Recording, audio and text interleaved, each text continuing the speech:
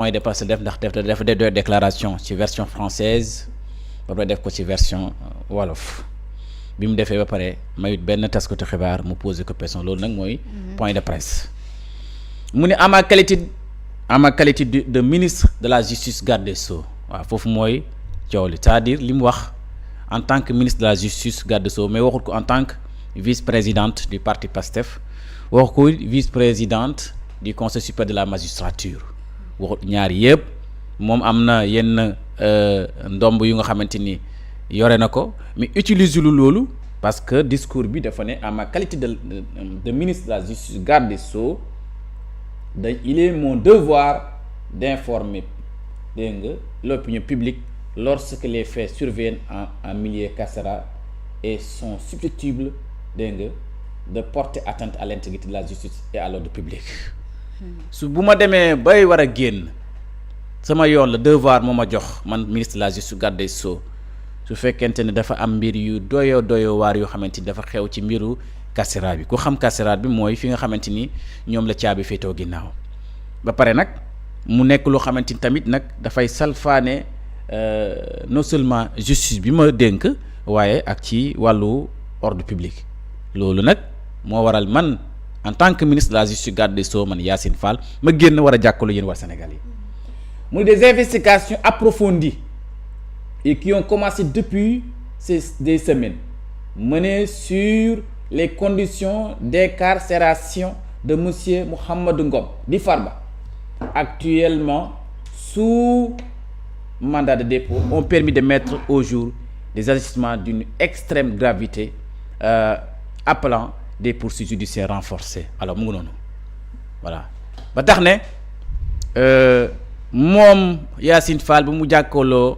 presse bi ginnaaw bu mu lay waxee li tax moom mu ñëw te devoir obligation en tant que ministre de la justice garde des sceaux moo ko permettre jox ko pouvoir boobu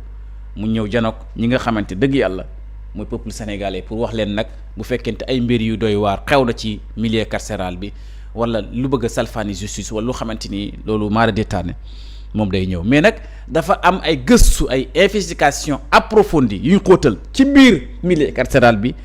ay semaines yu weesu mu waral ñi jël fa ci lu jëmale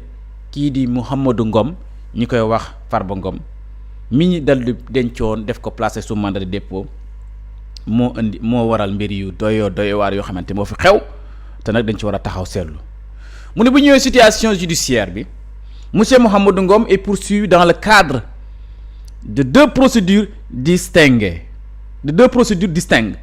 pour des faits d'ampleur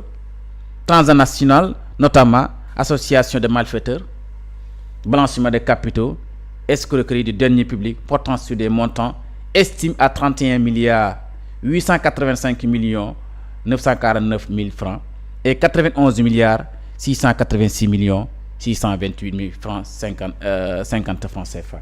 Donc yii complicité d'abus de biens sociaux voilà Farba Ngom ci rapport bi di ñu tudd rapport CENTIF nga xamante ni ci lañ ko dal di mujjee caabi féete ko ginnaaw yii liñ koy toppee ba tax ne moom ministre de la justice garde des sceaux rappelé waat na ko nit ñi ndax dafa am solo loolu li tax caabi féetoo ginnaaw Farba Ngom mi yii yu ministre bi énuméré bokk na ci moom Farba Ngom caabi féetoo ko ginnaaw ba jamono ji toll nii moom nag mu ne constat factuel en milieu carcéral lan la ministre de la justice gis ci ba waral lii tey mu jàkkaarloo presse bi mu ne lors de la fouille effectuée depuis le 29 décembre 2025 dans sa cellule de pavillon spécial le détenu Farba Ngom a été trouvé porteur de 2 téléphones portables qu'il détenait frauduleusement et en violation manifeste de la loi numéro 87-15 et du règlement intérieur des établissements pénitentiaires. Ces appareils ont été utilisés pour bala ñu ñëw ci pour yi li ko lu mu ko doon utiliser mu ne ginnaaw bu ñu defee fouille gëstu maanaam dem seeti ji fekk ji ay prisonniers bett leen ci ni ñu tëddee ni ñu toogee fekk fa lu xamante ni lu fekkee Farba Ngom ñaari téléphone mu ko utiliser lu xamante ni dafa violer règlement intérieur bi nga xamante ni mu tënk ci milieu carcéral ndaxte foo gis rek assemblée nationale am na règlement intérieur école bi nga jàng am na règlement intérieur rawatina milieu bi fi nga xamante ni mooy prison yi nekk fa am na règlement intérieur sax même entreprise am na règlement intérieur donc règlement intérieur bu nee na Farba Ngom da ko violer lu ko def tax violation bi parce que dafay utiliser ñaari téléphone bi mu utiliser ñaari téléphone yi lan la ko doon utiliser mu ni des communications structurées et transfrontalières des communications structurées et transfrontalières Maroc, Mali, Autriche, Bangladesh, États-Unis. Deuxièmement, des opérations financières nationales et internationales et le suivi de chantiers en construction. Lii la madame le ministre Yacine Fall dal di wax ne téléphone yooyu bu ko Farba Ngom jëlee mu nekk ñaari téléphone lan la ko doon doyee mu ne ay communication yoo xamante ni mu ngi ko séq ak Maroc ñi nga xamante ni mu ngi ko séq ak Mali ñi nga xamante ni mu ngi ko séq Autriche ñi nga xamante ni mu ngi ko séq États-Unis d'Amérique ba tey ci téléphone bu ministre de la justice mooy expliqué na yemul ci loolu sax ay opération financière da koy ci utiliser ci biir réew mi ak ci bitim réew mi loolu nag mu nekk loo xamante ni nee na c'est extrêmement grave moom en tant que ministre de la justice garde des Sceaux Yacine Fall mooy wax. Troisièmement bi mu ne des échanges répétés avec plusieurs personnalités identifiées dont des personnalités identifiées dont des acteurs politiques, 65 interactions avec un acteur politique en liberté provisoire et 400 échanges appels messages WhatsApp avec un autre homme politique. waaw ba tey bi mu waxee ne non seulement Farba Ngom dafa violé lii mel ni règlement intérieur bi ci milieu carcéral bi loolu yemul ci lu mu utiliser téléphone yi léegi nag comme enquête bi dafa wéyal xool lan moo ko taxoon mu utiliser téléphone bi liñ jëlee ci téléphone bi moom la ministre de la justice garde des Sceaux di expliquer Sénégalais yi liñ fekk ci contenu bi ndax lii yéenoon na maanaam wala yéenoon maanaam ñëw nee na ci téléphone bi yi nga xamante jël na ci am na ay acteurs politiques yi mu doon jokkalante am na ci lu met juróom benn fukk ak juróom yoo xamante ni ak dem ak dikk la mu séq ko sax ki nga xamante ni acteur politique la am ngi nekk en liberté provisoire yoon ko teg loxo waaye ba léegi mu ngi am liberté provisoire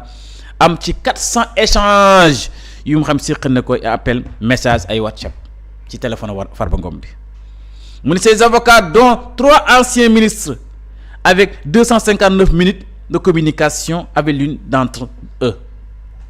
nga gis ba tey mu ngi dugg ci biir téléphone Farba Ngom bi di wax li mu fa fekk li nga xamante ni moom la fa jële nee na am na sax ci communication bi téléphone bi sax da doon jokkoo ay avocat am ci ay avocat am kenn ñetti ñi nga xamante ñëpp ay anciens ministres lañ avocats yu am na donc 3 anciens ministres avec 259 minutes bu ñu tënkee ci communication moom def ak ñoom avocats yam yooyu wala nekk di ci ay anciens ministres lañ 259 minutes de communication séq nag ak ñoom. Des journalistes hommes de médias il a entretenu 275 interactions téléphoniques et messages avec une journaliste patron de presse bien connue, 60 interactions avec un journaliste de presse en ligne, 158 échanges avec le directeur de publication du journal de groupe de presse bien connu. Donc nga gis ne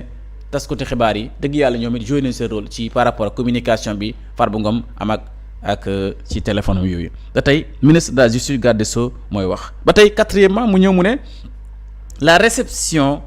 et la division de procès-verbal judiciaire confidentiel d'un co-détenu dégg nga sur deux dossiers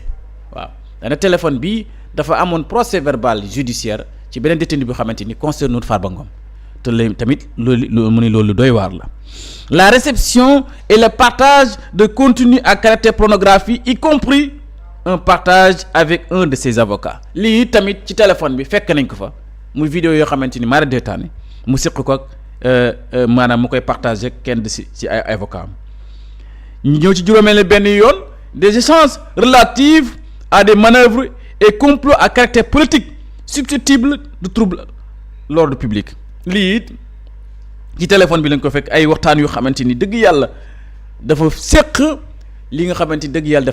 dafay créer le trouble à l'ordre public di ay complot politique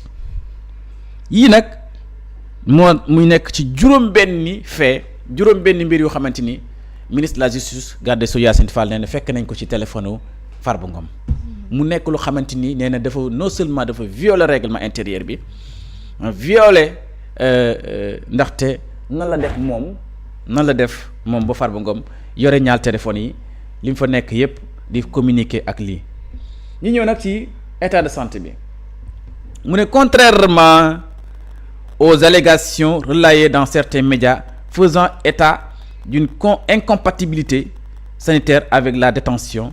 les éléments objectifs relèvent qu'une activité soutenue et continue incluant communication multipliée, coordination des flux financiers et stratégies diverses, toute évaluation médicale relève exclusivement des autorités sanitaires compétentes et ne saurait faire obstacle à l'application de la loi. Donc, porte juridique, ces faits sont susceptibles de qualifications pénales multiples et nous allons demander l'ouverture d'enquête approfondie. Donc, appel à la vigilance. L'État du Sénégal affirme sa tolérance zéro face à la criminalité organisée, aux violations de règles carcérales et toute tentative d'instrumentalisation politique des faits judiciaires graves. La justice poursuivra son action avec fermeté dans le strict respect de la loi et des droits afin de préserver l'autorité de l'État et la confiance des citoyens. Lii la nga xamante ni ministre de la justice garde des Sceaux madame Yacine Fall. d'accord moom la wax dem waaw. d'accord honorable mi ngi si ligne bi. am ci dinañ dellusiwaat ak yow. ci njàngat yi ñeel point boobu honorable ñu ngi lay nuyu bu baax sama papa ji di la ziar ci suba si. waaw maa ngi lay nuyu di la jox sa yéeguwaay bu baax a baax waaye nuyu tamit Elmat mi nga xam ne moom la bokkal plateau bi. ak ñoom Serigne Niang ak ñoom Sougou di la wax ne nag maa fi sama yokkoon macha allah rafet na waaw yaa def seex noonu. comme sa papa. waaw gis nga ñu nduroo de voilà ko defee nag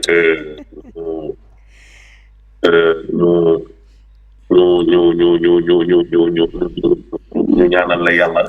amiin ñaanal ko waa réew mi ñaanal bépp sénégalais ak bépp sénégalaise. amiin yàlla may ñu ndam.